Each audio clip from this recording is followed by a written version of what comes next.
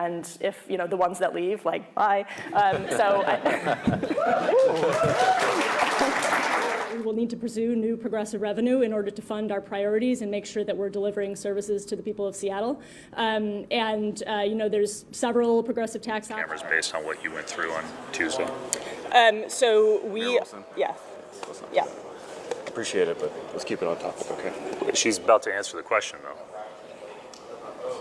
Okay. Good afternoon, beautiful people, and happy Wednesday. So what do you think happens when a city says, hey, if the people who pay most of the taxes leave, bye?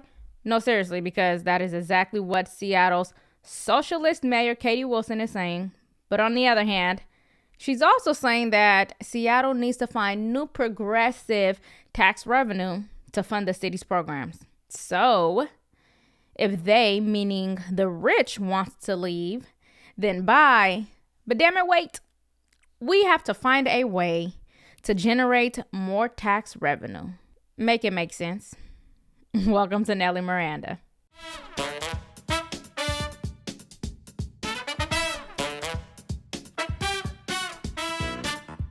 That millionaires are going to leave our state are like super overblown, and if the ones that leave, like, bye. As always, please make sure you like, share, and subscribe to support the channel. Okay, so Katie Wilson's governing philosophy is if they leave, bye. Not kidding.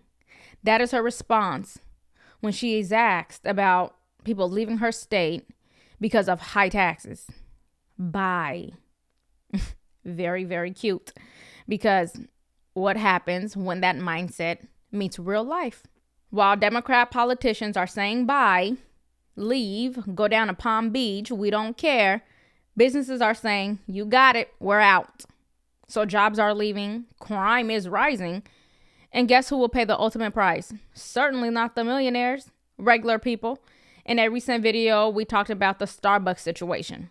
2,000 jobs, hundreds of millions of dollars, gone to Nashville.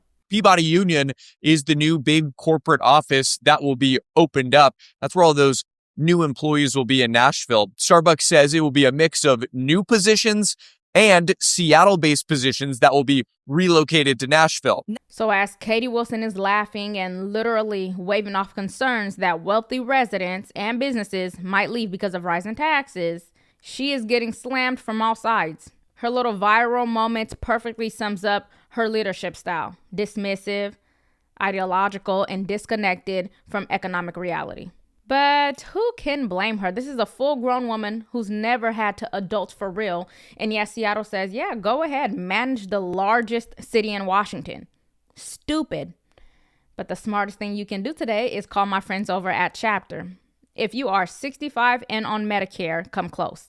You might just be on a Medicare plan that is not best suitable for your needs. There are so many different plans, coverage, and costs, and I'm sure you guys tried to do your research, but the government websites are so confusing.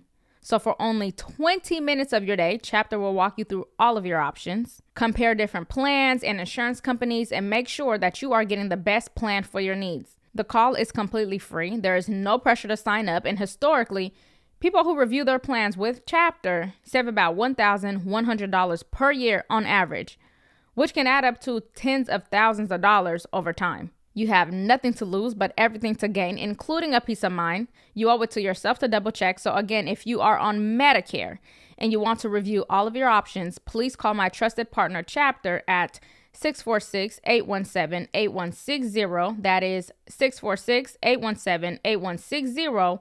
Or go to askchapter.org/Nelly. Now back to the story. Before we get back to the story, somebody commented that I said asked yesterday, and I promise you, it must be the mic because I have been so intentional on saying asked. I know you guys hear the S. So Seattle Times columnist Danny Westneat published a piece in which he called out the socialist mayor, saying, quote, "A first political gaffe is like the first time you forgot to do your homework. It leaves a pit in the stomach, and maybe you get an F that day, but it's only a lasting big deal if you keep repeating the mistake. So a second gaffe is more a cause for concern. By the third gaffe, we have a trend. I am not sure these were accidental, but in all three cases, they were revealing. It would be easy for a mayor to lend support to striking workers without also urging a company-wide boycott. It would be unremarkable for a Seattle mayor to talk about wealth disparities, but filthy rich is definitely impolitic. And now, the waving goodbye. Instead, the story is now Seattle's new mayor waving them out of town while the crowd cheers. Stories got to change, or Starbucks won't be the last to go. He is absolutely correct. Starbucks will not be the last to go. So you claim bye while giggling and waving, and now she's claiming that they need to find new progressive taxes to fight the budget deficit. You're inheriting quite the budget deficit. You have quite the proposal, quite the goals, the ambitions. We know that on the progressive side, we typically hear we're expecting taxes. What can we expect from you in your coming administration? So I think, first of all, I'm very committed to making sure that we're using our existing resources as effectively and efficiently as possible. So we're going to be reviewing the ways that the city is spending money, and I think we're going to have to do that given the size of the budget deficit. I do think that we will need to pursue new progressive revenue in order to fund our priorities and make sure that we're delivering services to the people of Seattle. There's several progressive tax options I proposed as part of my platform, and so we're going to have city staff looking into developing those into legislation. Don't know yet exactly what the timeline is going to be on that. So as you can see, the core issue here is you cannot fund big government programs if your tax base leaves. That's not political. It's just simple math. Business owners, taxpayers, and even editorial boards are now calling her approach arrogant. Some are asking, is this leadership or is this ideology ignoring reality? It is just like Zoran Memdani promising free everything and then going back and saying, wait a minute, our city is broke. And on top of that, we do not have the money to fund this and that and the third and all of this free. Seattle already has one of the biggest combined sales tax rates in the country, over 10%. So when you stack new taxes on top of that, people and businesses start making decisions. And remember, this is the same mayor that said she should not be looking into fraud surrounding daycares because Somali and immigrant communities are already in fear. Fear in the Somali community is real. The fear in immigrant communities are real, so we're taking that very seriously. Along those lines, have you asked anyone to follow up on the fraud claims either to the Department of Immigrant and Refugee Affairs or SPD? No. That's pretty ridiculous. Hence, stopping fraud could help decrease the budget deficit. But no, let the fraud continue. We'll just take the money from hardworking business owners providing jobs and paying the bulk of the taxes. Recently, Seattle's mayor was asked about surveillance cameras due to a recent shooting incident that took place. As she was getting ready to answer, someone on her team swooped in and said, let's keep it on topic. Watch. And the last question would be related to that, I talked to people in that neighborhood who said that, hold on, it's just one last question. People in that community who are concerned that there's been rising gun violence and that there should be more surveillance cameras and that kind of thing. That's obviously been an issue that you weighed in on. Does that change it? Does that change your perspective at all? Let's keep it on. Yeah, let's keep it on the topic of this event. Thanks. But does that change your perspective at all on the issue of surveillance cameras based on what you went through on Tuesday? Yeah. Appreciate it, but let's keep it on topic, okay? She's about to answer the question, though. Okay. I mean, it looks worse when you jump in like that. I'm sorry, I specifically said to keep it on topic today, okay? But I also have to ask the questions that people want to have answered. Maybe we can set up a different time for that. But the mayor's a busy person. I understand. Maybe we can set up with Sage sometime. We'll talk to Sage. Well, Sage hasn't returned phone calls all week, so. It's been a busy week, but I will definitely get with Sage. Yeah. Is she an adult or not? I'm sure she must have thoughts on the topic. Why can't she not share them? Are they afraid that she might misspeak?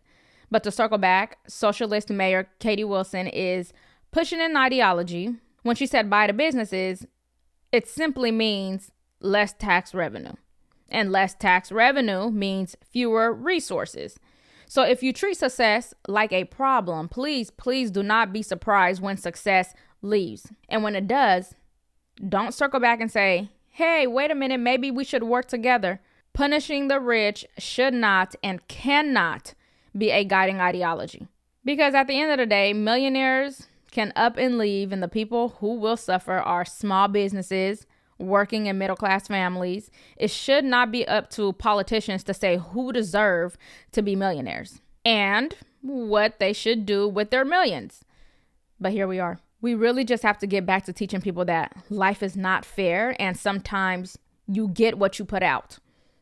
Sometimes you are in your economic situation because you caused it. Do you think you deserve $1 million, John? That's up to me, isn't it? Do I want somebody else to make the decision whether I deserve it or not? I don't think you want to get into that, do you? I mean, look, taxes are how we pay for the things that we can only do together, right? And there are so many things, from our roads and our bridges to affordable housing. Like, there's so many things where we need to pull together and fund these things, and the private market's not going to provide it by itself. Even a libertarian like you, I think, has to agree with a little bit of that. The number one thing that the city needs to do is make sure it has a large tax base, so it has to retain the businesses and the people. And what I'm hearing from so many friends that also do well, whether they deserve it or not, is that they're like, we need to know that she is not out to get us, that they're not out to eat the rich. They're not out to tax the rich. They have to realize that we're essential to this city, and we don't want to feel like people are coming after us, Katie. Yeah, and I mean, to me, and I think this was reflected in the way that I talked about these issues during the campaign, it's not like a moral thing per se, where like, oh, rich people are bad people. That's not it at all. Right? So what are your thoughts? Do you think a city can afford to tell its top taxpayers, bye? Or is that a dangerous gamble? And if your local government took the same approach, how would that change your decision to live or invest there? Let me know your thoughts in the comments. But before you go, I just want to say thank you all for supporting my show. And if you'd like to support me further, please head over to my website, NellieMiranda.com, and order some merch. The designs are clean, simple, and intentional with statements that we regularly say here, like follow the money. So please head over to the website and get yourself some merch. And if you got any value from today's video, please make sure you like, share, and subscribe to support the channel. And ring the bell so you don't miss any future updates. Thank you all for watching, and I'll see you in the next one.